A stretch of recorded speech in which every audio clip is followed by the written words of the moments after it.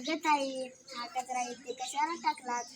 येथे रस्त्यावर कचरा टाकला तर तो कचरा पावसाने भिजून ओला होईल आणि त्याच्यापासून डास, मच्छर आणि मलेरिया होईल. ते आपल्याला चावतील, आपल्याला आजार होतील.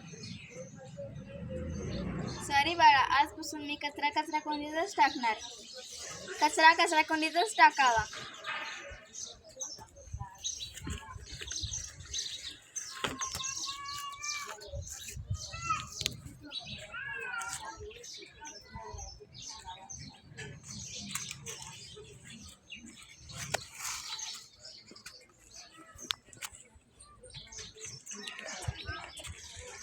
कचरा कोंडीतच टाकावा.